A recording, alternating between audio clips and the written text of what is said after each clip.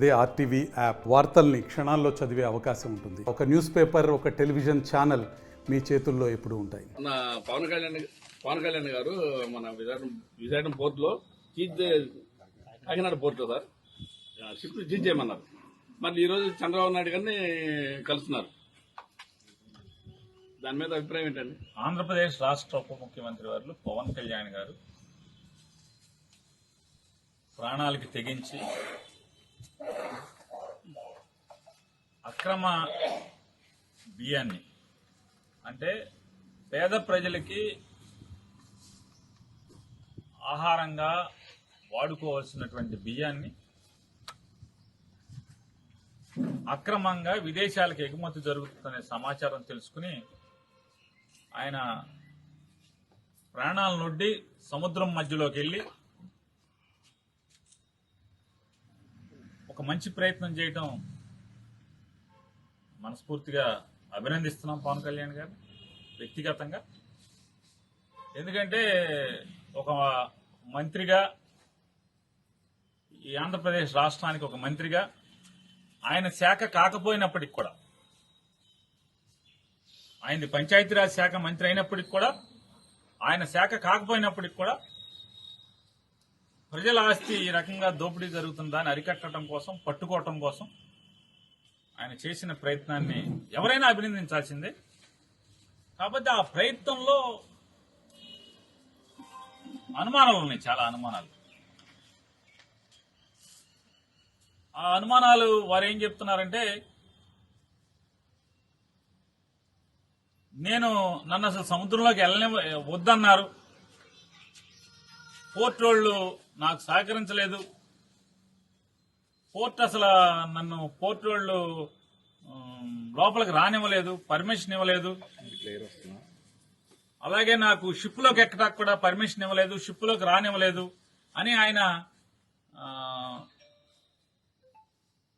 సహజంగా ఆయనకి అనుభవం ఉన్న రంగం కాబట్టి ఆ వీడియోలన్నీ జాగ్రత్తగా షిప్ చుట్టూ గిరగిరా రౌండ్ కొడుతూ ఆ పైన ఆ షిప్ వాళ్ళు పనిచేసే వాళ్ళని చూపిస్తూ, చూసారా వాళ్ళు నన్ను లెక్క చేయట్లేదు, నన్ను లోపలికి రానివ్వట్లేదు, ఇవన్నీ మనందరం వీడియోలు చూసాం. నాకున్న సందేహాలు ఏంటంటే,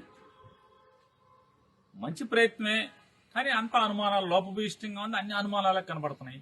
ఏంటంటే పవన్ కళ్యాణ్ గారు షిప్లోకి వెళ్ళాలంటే ఇద్దరు పర్మిషన్ కావాలి. ఒకళ్ళు కస్టమ్స్, రెండు పోర్ట్ అథారిటీ. పోర్ట్ అథారిటీ అంటే ఎవరు? State government. ఆ పోర్ట్ ఆఫీసర్ గారు ఆయన షిప్ లో కనపడుతున్నాడు, వీడియోలో ఆయనతో మాట్లాడుతున్నాడు. అట్లాగే కస్టమ్స్ ఆఫీసర్ కనపడుతున్నాడు దాంట్లో. ఉప ముఖ్యమంత్రి గారి షిప్ లో, ఆ పడవలో ఆయన బోటు చుట్టూ, షిప్ చుట్టూ రౌండ్ వేసిన ప్రదక్షిణ చేసినటువంటి ఆ బోట్ లో వారితో పాటు కస్టమ్స్ అధికారి ఉన్నారు, పోర్ట్ అధికారి ఉన్నారు, కాకినాడ పోర్ట్ అధికారి. మరి పర్మిషన్ ఇచ్చేది ఎవరినైనా సరే షిప్ లోకి వెళ్లాలంటే షిప్ వాడి ఇష్టం కాదు, కస్టమ్స్ అధికారి, పోర్ట్ అధికారి పర్మిషన్ ఇవ్వటం అనేది నాకు అవగాహన ఉన్నంత వరకు. ఇది తప్పు అయితే నేను మన్నించమని కోరుకుంటాను. నాకు అవగాహన ఉన్నంత వరకు పోర్ట్ అథారిటీ ఇవ్వాలి, రెండు వీళ్ళు ఇవ్వాలి. ఆ రెండు, ఒకటి స్టేట్ గవర్నమెంట్, ఒకటి సెంట్రల్ గవర్నమెంట్. ఇద్దరు ఆయనతో బోట్ లో ఉన్నారు. మరి పర్మిషన్ ఇవ్వండి ఎవడు? నాకు సందేహం, వాళ్ళిద్దరూ ఉండి కూడా ఈయనకి పర్మిషన్ ఇవ్వలేదా? ఆయనతో పాటు ఉన్నారు కదా, మరి కలెక్టర్కి ఎందుకు ఇచ్చారు ముందు రోజు? అదే అధికారులు ఇద్దరు కూడా, పోర్ట్ అధికారి కానీ లేదా కస్టమ్స్ వాళ్ళు కానీ కలెక్టర్ని షిప్లోకి అలౌ చేశారు, ఈయన ఎందుకు అలౌ చేయరు? అంటే అయితే పవన్ కళ్యాణ్ గారిని చంద్రబాబు నాయుడు షిప్లోకి ఎక్కనివ్వద్దన్నా చెప్పు ఉండాలి, లేదా పవన్ కళ్యాణ్ గారు అబద్దమన్నా ఆడుతూ ఉండాలి. ఎందుకంటే పోర్ట్ అధికారి, కస్టమ్స్ అధికారి ఇద్దరు కూడా ఆయనతో పాటు పడవలో ఉన్నారు. రెండోది, నేను పవన్ కళ్యాణ్ గారిని కూడా ఇంకోటి అడుగుతున్నాను. కేవలం మీరు ప్రాణాలకు తెగించి ఈ ఒక్క షిప్కి ఎందుకు వెళ్ళారు?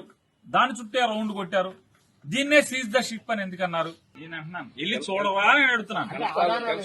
చూడరా అని అడుగుతున్నాను. మొత్తం ఎవరైతే 36 మంది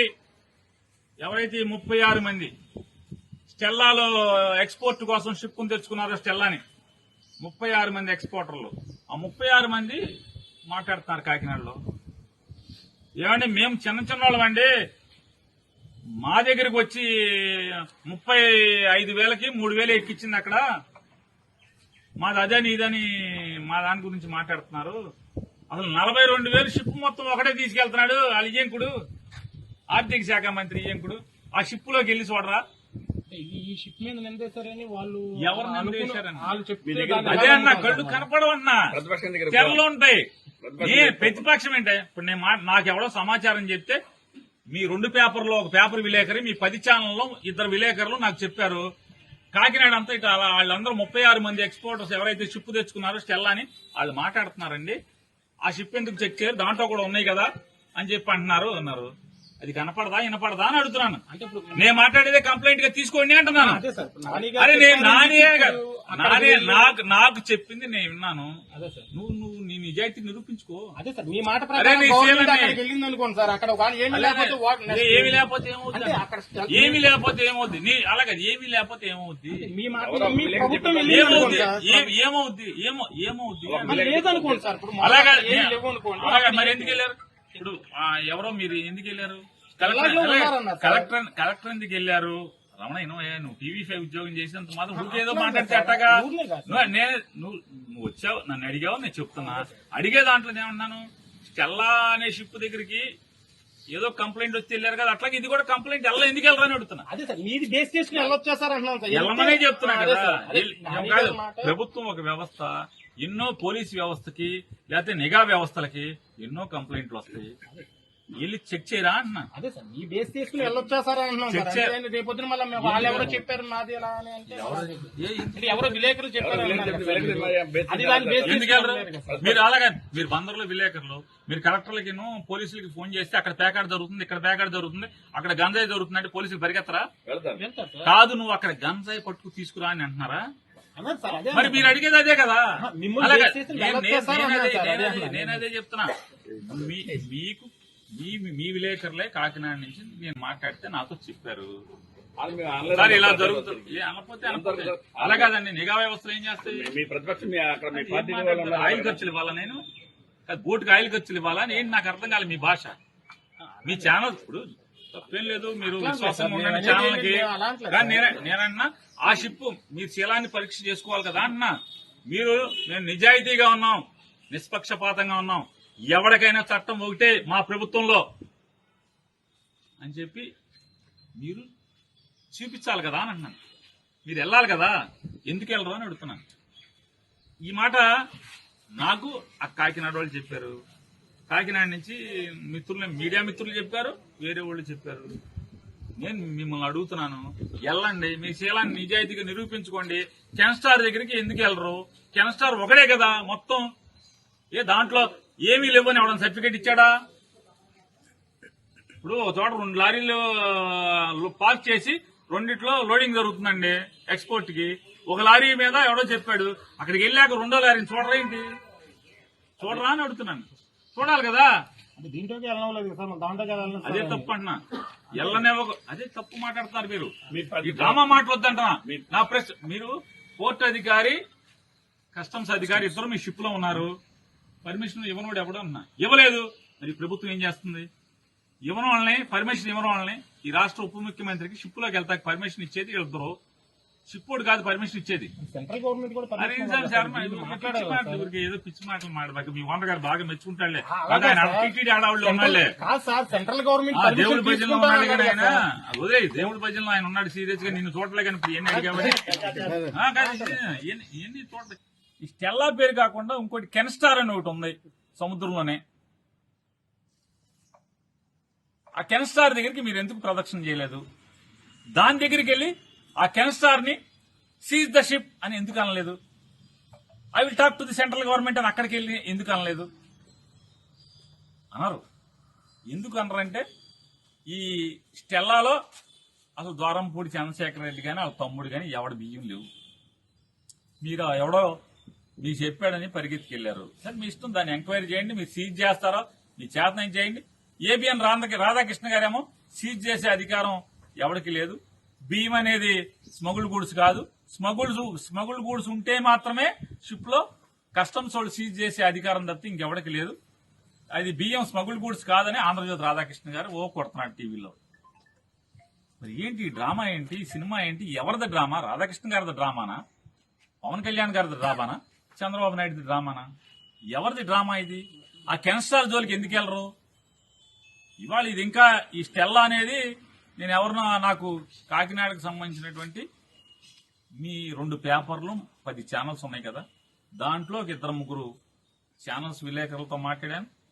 ఈ 2 పేపర్లో ఒక పేపర్ ఆయనతో మాట్లాడాను. ఏంటి బాబు ఏం జరుగుతుంది, షూటింగ్ అసలు ఏంటి ఇదంతా అని చెప్పాను. సాక్షితో మాట్లాడాల, సాక్షి విలేకరుతో మాట్లాడాల. మీ 2 పేపర్లు 10 ఛానల్స్ లో ఒక 3 మాట్లాడాను. మాట్లాడితే వాళ్ళు చెప్పేది ఏంటంటే, సార్ ఇదంతా పెద్ద డ్రామా, ఇది ఈ స్టెల్లాలో పవన్ కళ్యాణ్ గారు సీజ్ ద షిప్ అన్నాడు కదా స్టెల్లాలో. ఆ స్టెల్లాలో దగ్గర 36 మంది ఎక్స్పోర్టర్స్ కలిసి 35,000 టన్నులు ఎక్స్పోర్ట్ చేయడానికి దాన్ని తెచ్చుకున్నారు. 36 మంది ఎక్స్పోర్టర్స్ 35,000 టన్నుల్ని ఎక్స్పోర్ట్ చేయడానికి తెచ్చుకున్నారు. మనిషికి 1000 టన్నులు రమారమ్మి 1000, 1500, 500 టన్నులు ఒక్కొక్కడికి ఒక మాక్సిమం 400-500 టన్నుల నుంచి ఉన్నారు ఒక్కొక్కళ్ళు.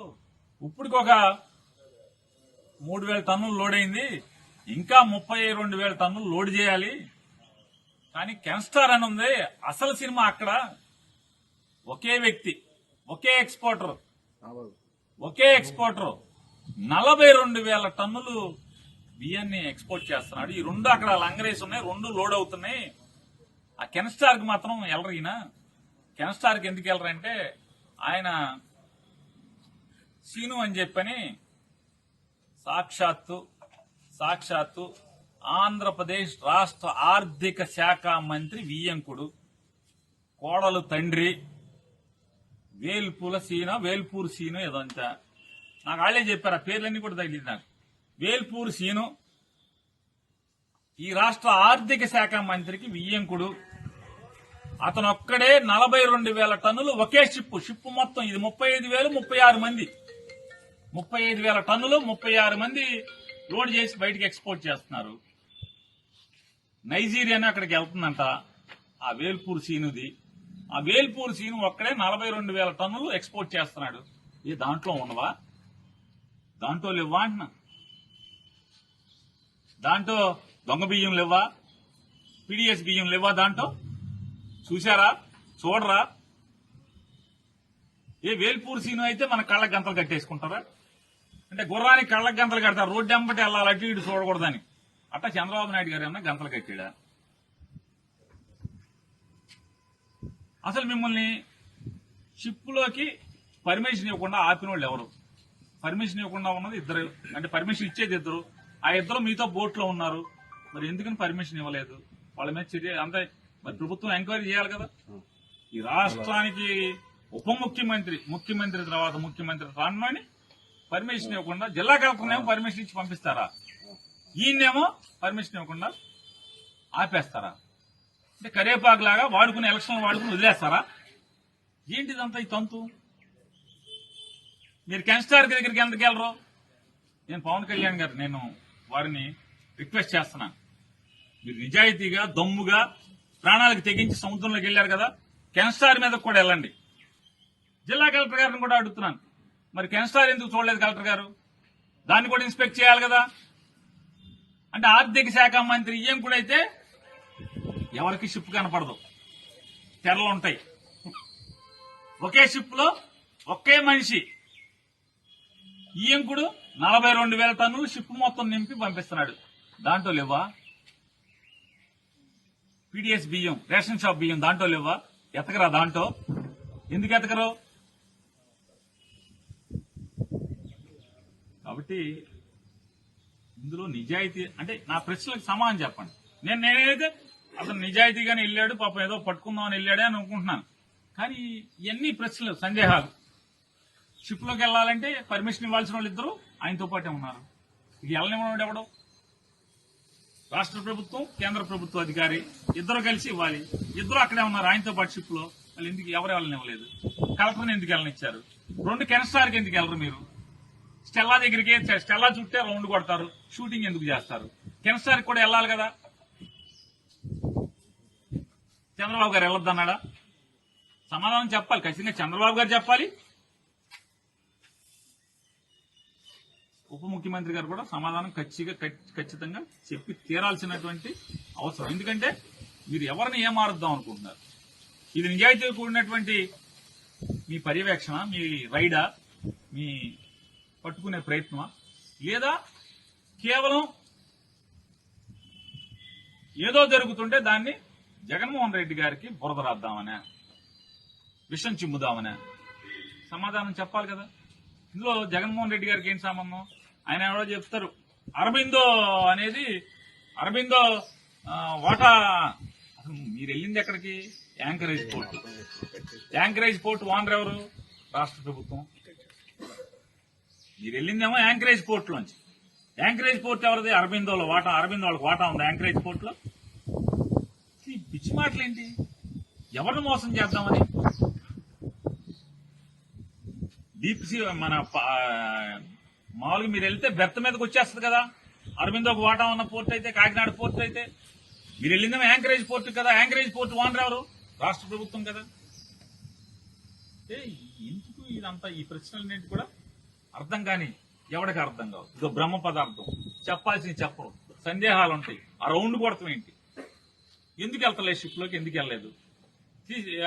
పర్మిషన్ ఇచ్చే అధికారులు మీతోనే ఉన్నారు కదా. డిప్యూటీ సీఎం హోదాలో వెళ్ళకూడదండి ఆయన. డిప్యూటీ సీఎం హోదాలో వెళ్ళకూడదా? డిప్యూటీ సీఎం అయినా, సీఎం అయినా, ప్రధానమంత్రి అయినా, ఇప్పుడు మీరు మర్చిపోయినట్టున్నారు. మీకు నాకు రాజ్యాంగం తెలియదు కానీ ఆయన రాజ్యాంగం పెద్దది, మళ్ళీ చిన్న సైజ్ అయితే కనపడదేమో అని పెద్ద పుస్తకం ముచ్చుకుని తిరుగుతాడు ఎప్పుడు. రాజ్యాంగం మేరకు, రూల్స్ మేరకు, రాజ్యాంగం ద్వారా ఏర్పడినటువంటి చట్టాల మేరకు, చట్టాల ద్వారా ఏర్పాటు చేసుకున్నటువంటి రూల్స్ మేరకు ఖచ్చితంగా ప్రధానమంత్రి గారు వచ్చినా, ముఖ్యమంత్రి గారు వచ్చినా, డిప్యూటీ సీఎం గారు వచ్చినా